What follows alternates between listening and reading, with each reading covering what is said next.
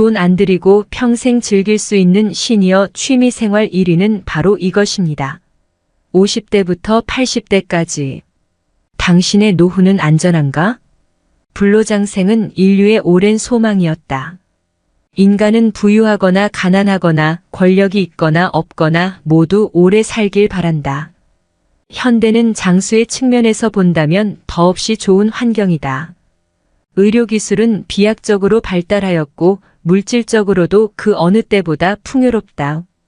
우리나라의 경우 평균 수명이 79.1세에 이른다.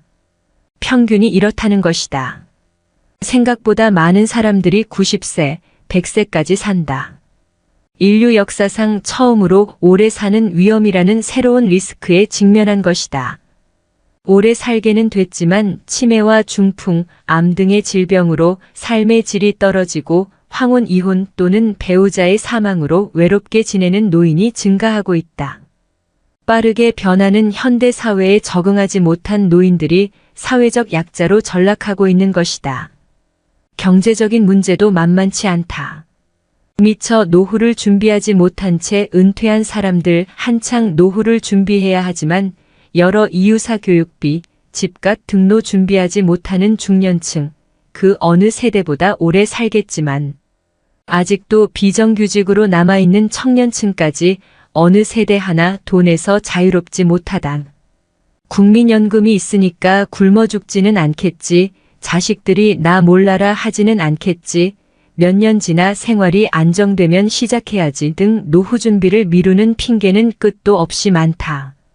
그러나 이런 핑계는 은퇴 준비를 늦춰 부담만 가중시킨다. 노후 준비는 누가 대신 해줄 수 있는 것이 아니기 때문이다. 소중한 내 인생을 책임질 사람은 나뿐이다. 국민연금조차 실제 필요한 노후 생활비의 50% 정도밖에 보장하지 못한다. 국가가 개인의 노후를 책임질 수 있는 상황도 아니다.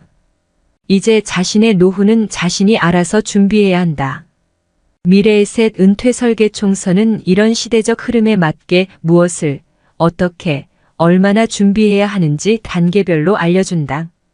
이번에 나온 한 권 불황에도 끄떡없는 노후 설계은 재무적 내용을, 두 권 돈 안 드는 노후 준비 7원칙은 비재무적 내용을 담고 있다. 세 권 30대와 60대가 함께 생각하는 정년 후의 80영시간 과제은 은퇴 전반에 대한 내용을 담을 예정이다. 당신은 이제 100살까지 산다. 은퇴 후에도 살아있을 50년을 대비하라. 노후 자금으로 얼마나 필요할까? 여러 금융회사에서 발표한 자료를 보면 3억 원에서 11억 원까지 다양한 금액을 제시하고 있다. 최소 몇 억은 있어야 한다는 결론이다. 과연 보통 사람들이 노후 자금으로 몇 억씩 모으는 게 가능할까? 아니, 노후 자금으로 몇 억씩 필요할까? 저자는 노후 자금으로 몇 억은 있어야 한다며 공포심을 조장하는 것은 금융회사 등의 상술이라고 혹평한다. 노후 관련 금융상품을 판매하기 위해 상류층을 대상으로 한 마케팅 자료를 무분별하게 일반화했다는 것이다. 실제 노후 자금으로 몇 억씩 들지는 않으며 노후는 산책이나 하면서 시간을 죽이는 시기가 아니라고 잘라 말한다. 또한 은퇴 후 10년 정도 살다 삶을 마감하던 때에는 쉬면서 보낼 수도 있었겠지만 은퇴하고도 2040년을 더 살게 된 지금은 여가 생활만으로는 행복한 노후를 보낼 수 없다. 현재 노후를 보내고 있는 선배들은 취미 생활로 시간을 보내는 것은 한계가 있다고 말한다. 아무리 등산을 가고 여행을 다녀도 시간이 남아도니 마음의 공허함이 채워지지 않는다는 것이다. 이것저것 해봐도 시간이 남으니 무료해지다 못해 무력해진다. 은퇴 후 갑자기 늙어버리는 이유다. 일은 단순한 생계수단이 아니다. 훔볼트는 인간에게 일은 먹고 자는 것보다 더 필요하다고 했고, 프로이트는 인간에게 가장 중요한 두 가지는 일하고 사랑하는 것이라고 했다. 일은 삶의 의미를 부여하는 것인 동시에 자신이 존재하는 이유다. 노후 준비에 대한 책을 보면 돈은 얼마를 모아야 하고 어느 상품에 투자하라는 등의 내용이 대부분이다. 그러나 저자는 노후 자금을 모으는 것이 노후 준비가 될 수 없다고 말한다. 행복한 노후, 건강한 노후를 위해서는 평생 현역으로 평생 젊음을 유지하며 평생 공부하는 것이라고 주장한다.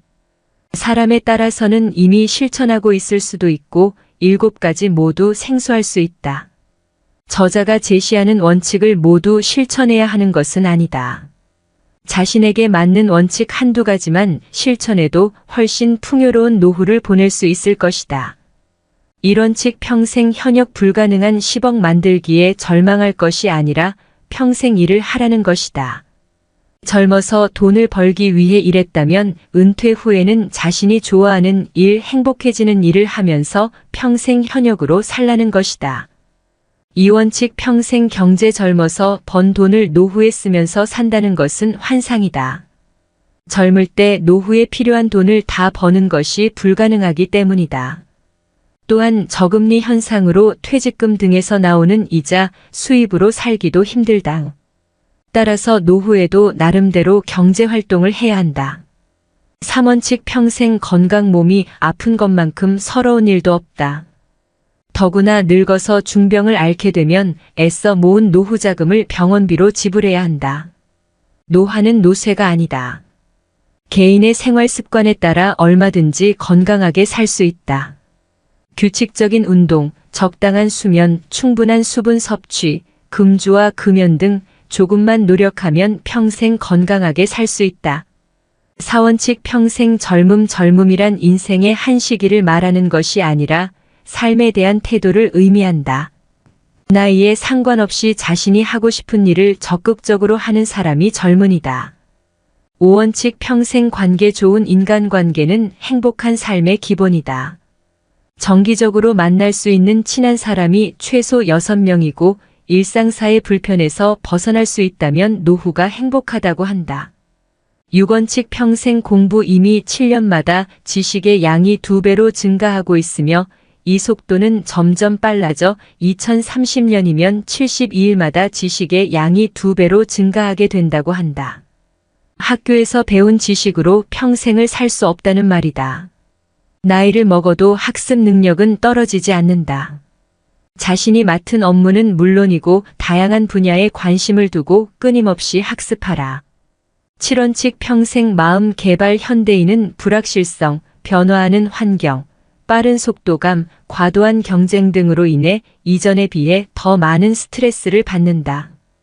직장뿐만 아니라 삶의 모든 분야에서 더 많은 스트레스가 발생하고 있다. 따라서 신체적인 건강뿐만 아니라 마음 역시 건강하게 갈고 닦아야 한다.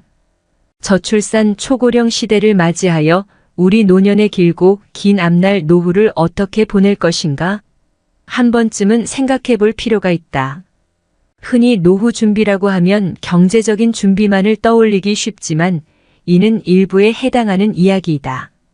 노후에 행복한 삶을 보내기 위해서는 경제적인 자산뿐만 아니라 일을 하면서 일부 취미 관계 봉사 등 다양한 영역에서 대비를 해야 한다.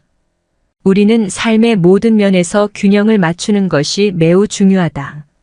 가령 돈은 많은데 가족 관계는 완전히 무너져 매일 다투고 가족끼리 서로 등을 진다던가.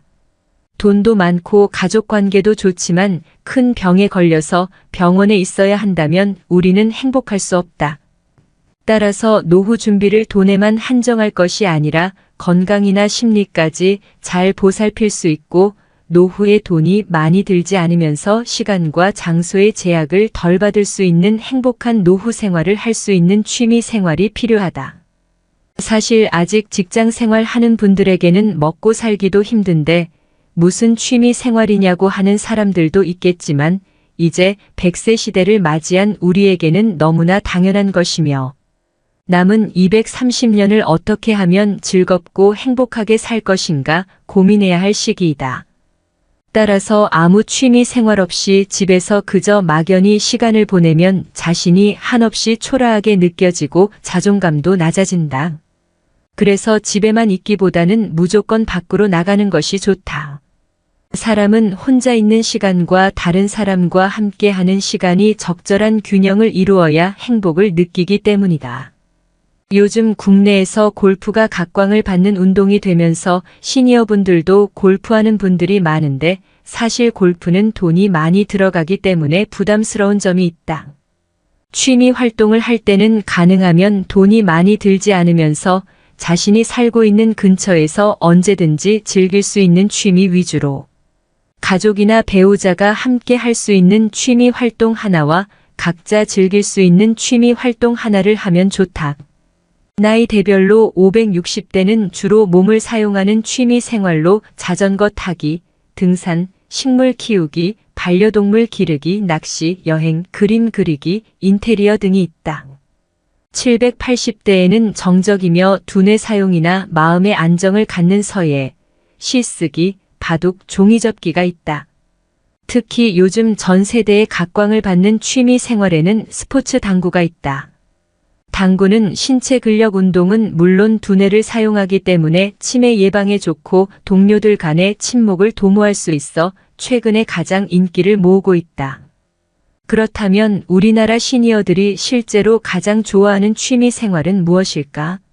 한국갤럽이 한국인을 대상으로 20년 동안 추적 조사한 결과 한국인이 가장 좋아하는 취미 생활은 등산인 것으로 밝혀졌다. 특히 40대 이상부터 남녀 공동 1위로 한국의 중장년층의 대표적인 취미 생활로 등산이 자리를 잡았음을 확인할 수 있다. 이를 입증하듯이 국내 아웃도어 국내 총매출 규모가 7조 원으로 세계 시장에서 2위를 차지할 정도로 커졌다. 등산은 심폐지구력 향상과 지구력 향상에 도움이 되며 맑은 공기와 자연 풍경을 직접 느낌으로써 정신을 맑게 해주고 스트레스 해소를 돕는다. 따라서 장수하는 사람들은 나이가 들어서도 자신의 취미 생활을 즐기는 경우가 많다. 다양한 취미 생활을 즐기면서 인생을 건강하고 활력적으로 살수록 더 오래 건강하게 살 수 있기 때문이다. 반대로 스스로 해야 할 일을 찾지 못하거나 할 수 있는 일이 없다고 느낄 때 우울증에 걸릴 수 있고 몸의 노화에 영향을 미칠 수 있다. 이를 극복하기 위해서라도 하고 싶은 취미나 일을 하는 것이 장수 비결이라 할 수 있다. 우리는 취미 생활이라고 하면 텔레비전 시청이나 책을 읽는 정적의 활동을 생각하는 경우가 많다. 물론 그런 활동들도 좋지만 나이가 들수록 가만히 앉아 있는 것은 인체에 도움이 되지 않는다. 전문가들은 신체 활동을 늘려서 일상에서의 움직임을 늘린 것이 매우 중요하다고 말하고 있다. 취미 활동을 이제까지 한 번도 생각해 본 적이 없다면 지금부터라도 내가 좋아하는 것이 무엇인지, 내가 평소에 배워보고 싶었던 것이 있는지 잘 생각해 보는 것이 좋다.